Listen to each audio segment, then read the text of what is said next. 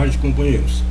Eu venho observando há muito tempo, desde criança, eu venho observando as reuniões religiosas, as religiões em geral. Eu procurei, assim, a princípio, o que era mais famosa naquele tempo, e a maioria tinha essa tendência, seria a Igreja Católica. Eu procurei a Igreja Católica, acompanhei alguns amigos que eram católicos para poder conhecer, ouvir o que se dizia, o que se ensinava na Igreja Católica. Mas também eu procurei outro tipo de religião que dá a entender que onde é de demônio, de diabo, essas coisas. Eu frequentei esse candomblé, mesa branca, quimbanda, seixinoye, testemunho de Jeová. Eu frequentei todas as religiões que eu conhecia. E eu sempre fui um observador de religiões. Eu gosto de ouvir, porque para contemplar o que as pessoas dizem segundo aquilo que me ensinaram. Desde criança, assim como todos, eu tive a mesma educação, embora eu nunca tive jamais nenhuma religião. Eu apenas fui um bom ouvinte. Eu ouvia o que me ensinavam, e ouvindo eu cheguei onde eu estou. Eu sou um ateu.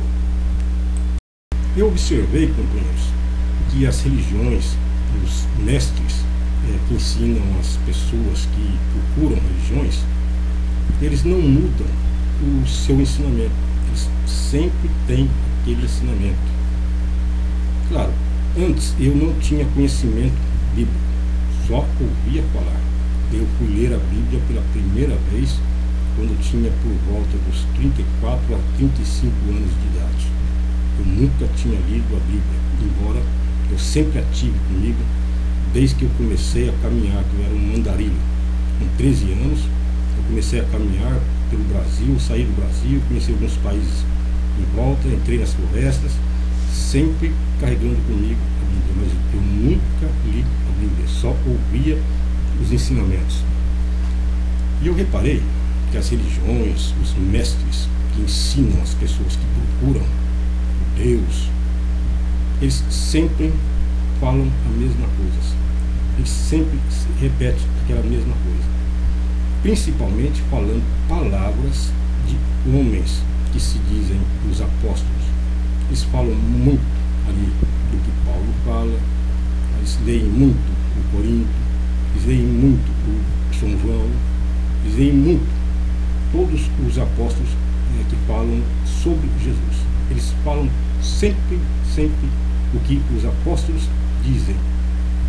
Mas eu observo que eles não falam o que Jesus disse, as palavras de Jesus, os mandamentos de Jesus. E pensando que o cristão, o crente, tem Jesus como a fonte de esperança, a sua salvação, eu imagino que seriam as palavras de Jesus as mais importantes para você. E, no entanto, parece que vocês ouvem mais as palavras dos apóstolos, dos homens que vieram depois de Jesus, do que do próprio Jesus.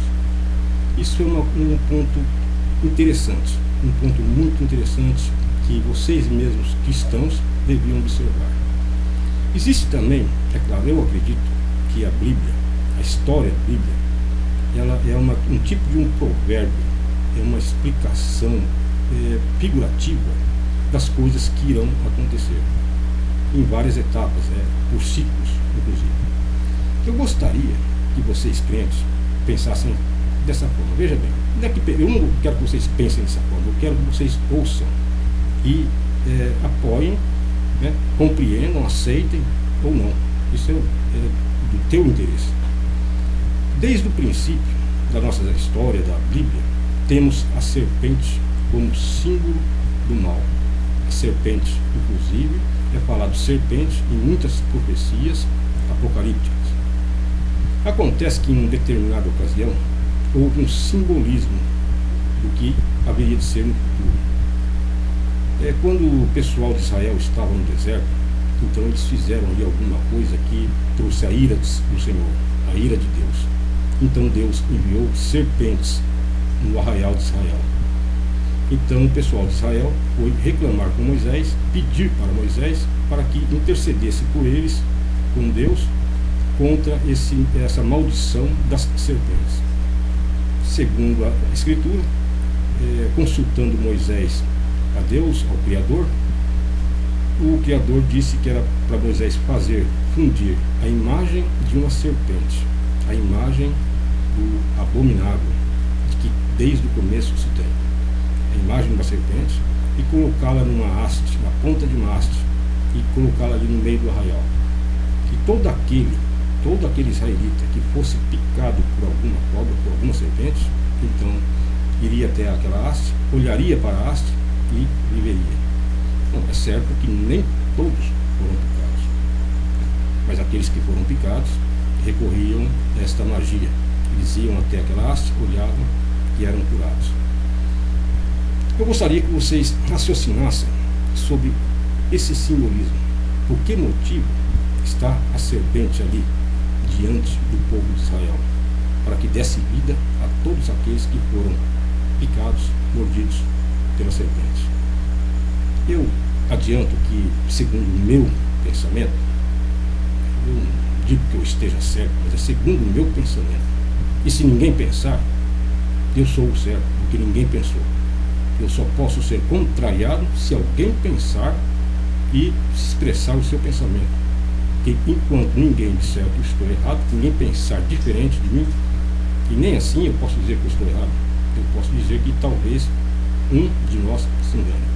Mas isto é um simbolismo da cruz, a cruz que foi levantada para a humanidade, e que aquele que se volta à cruz, ao Jesus, à doutrina, ao Evangelho da cruz, este vive, assim como é prometido. Bom, companheiros, se você observar a história da Bíblia, você vai ver que ela repete coisas que acontecem, eventos que acontecem. E é incrível que pastores religiosos que têm conhecimento, eles não comentam essa situação. A serpente que foi colocada na haste, o ser abominável, desde o princípio, aquela fera que estava na árvore do conhecimento e que induziu a mulher a comer do fruto. Justamente essa serpente foi posta como símbolo para que desse a vida aos israelitas. E agora temos também o símbolo da cruz. Agora, que relação teria a serpente com a cruz?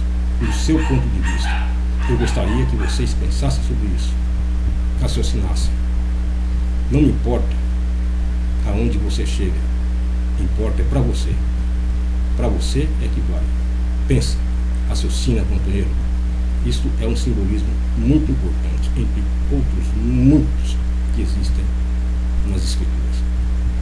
Bom, companheiros, eu sou ateu, mas fico com Deus.